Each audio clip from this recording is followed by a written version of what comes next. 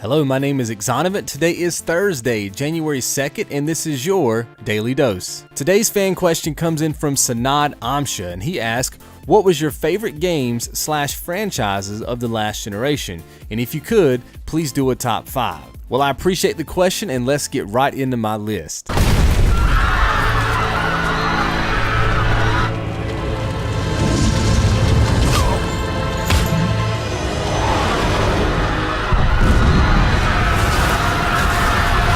Alright, so kicking things off at number 5 is Darksiders. Now, I absolutely love this franchise. It combines everything that I like about games into like one big giant ball of goodness. I mean, you've got exploring, you've got problem solving, action, great characters, a very unique storyline, and then to kind of top things off, you have that really cool art style. And well, if you got all those things, I'm hooked. I like the idea that this game was conceived with the concept that we would eventually get to play with all 4 horsemen. You would get 4 completely different experiences because each character has their own strengths and weaknesses, but you would get to play out those experiences over 4 different games. And this is a really cool concept because the overall story impacts all 4 characters, but you're getting to see all 4 sides of the story but at different times. Most games try to cram everything in all at once, but to me that's where Darksiders really shines. They create an experience built around each character, and then they allow the story itself to flush out and expose all the strengths and weaknesses of that said character. And that to me just makes this game awesome. Now, we do know that THQ went bankrupt, but some of the licenses, including this one, was purchased from various companies. So as far as we can tell right now, Darksiders isn't officially dead yet, and I do think we will see the 3rd and 4th installment of this franchise going forward.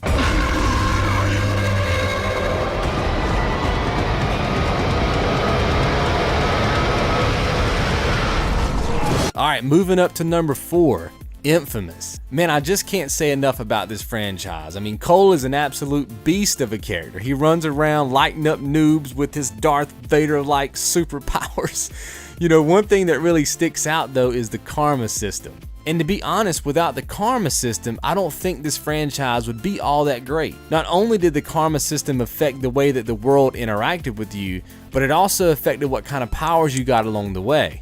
This made each decision very crucial, not only for the development of the story, but for Cole as well. I also thought the characters were really done well, especially Zeke. He was a trip to hang out with. Even though he oftentimes caused a lot of problems for you, he also had redeeming qualities as well, so that made things pretty cool. To sum it up, this was simply a game that I could not put down, and that's when you know you've made a great game.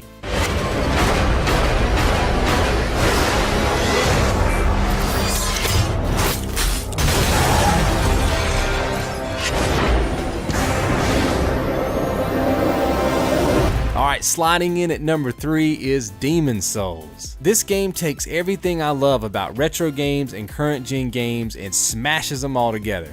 Demon's Souls is by far one of the most challenging experiences I've had during this past generation. Now keep in mind, when I say challenging, I'm not necessarily talking about the game's difficulty, but I'm more referring to the things like one-hit kills, losing all your gear when you die, falling off ledges because you take a cheap shot from like a random enemy. I'm also talking about things like very few checkpoints, most of which can only be earned by doing something extremely important in the game like killing bosses. And to take it even a step further, the world tendency, which shifted back and forth based on the amount of times you died versus the number of bosses that you actually killed. All of these things made the game very challenging, and I think some would say made the game hard. But to me, this lingo kind of goes hand in hand. The game itself was not actually hard. I actually found the combat quite manageable. And once I started to learn what the game was actually asking me to do as a player, it became very reasonable for me to play through the game.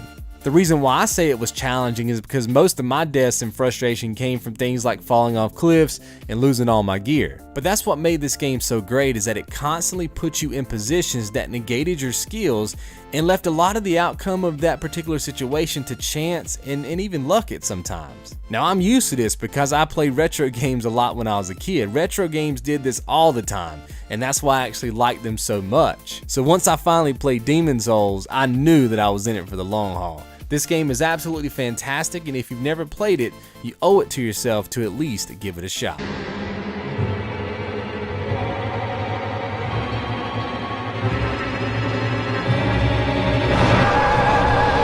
Alright, number 2 on my list is Journey. Now look, I'm a story-driven kind of player. The game's story has to be appealing for me to want to play it, and this game by far was one of the greatest stories I've played this past gen. And the reason why is because it was simple. There was no dialogue in the game. Everything was inferred by the player. This was achieved through sound effects, visuals, and music. Imagine if you went to see a movie like Lord of the Rings or Star Wars without any dialogue with the characters. You could still hear the music and stuff, but there was no dialogue. It'd be very hard for you to truly understand the story because so much is gained by the characters actually talking to each other. But with Journey, you somehow found that dialogue swirling around in your mind while you played, even though there was no dialogue on the screen. And every time you interacted with another player, even though no words were spoken, you could almost hear what the other player was saying because the sound effects that each character used were so significant.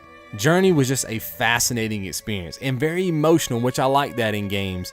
So I hope to see more games like this come to the PlayStation 4 and the Xbox One.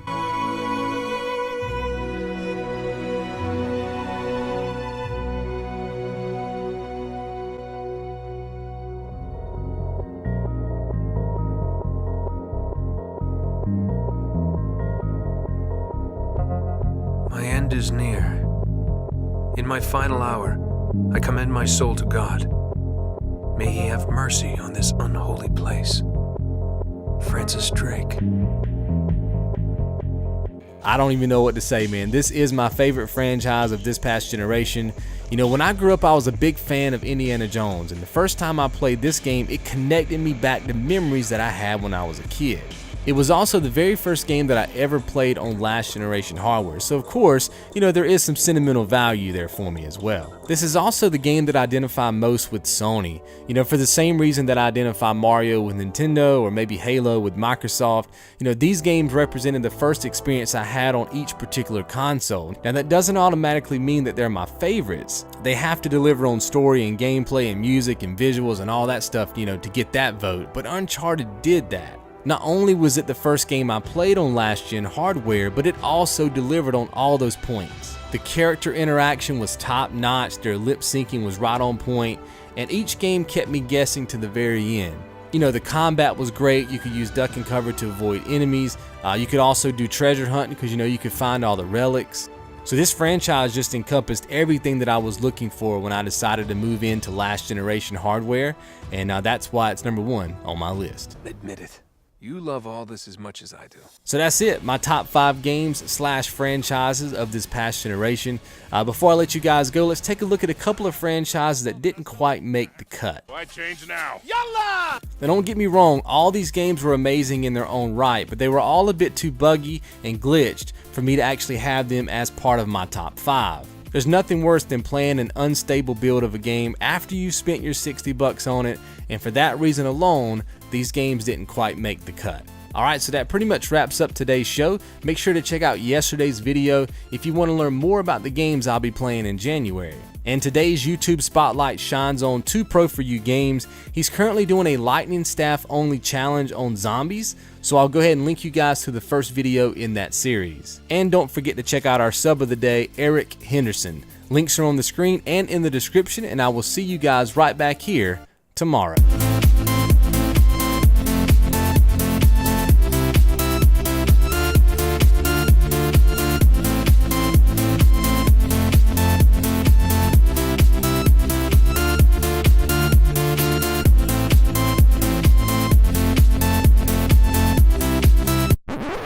Demons. Why do I want to say Demon Souls? Why is Demons Souls? Demon Souls. I want to just. It's the Demon Souls. I want to do the whole commentary that way. Sliding in at number 3, Demon Souls.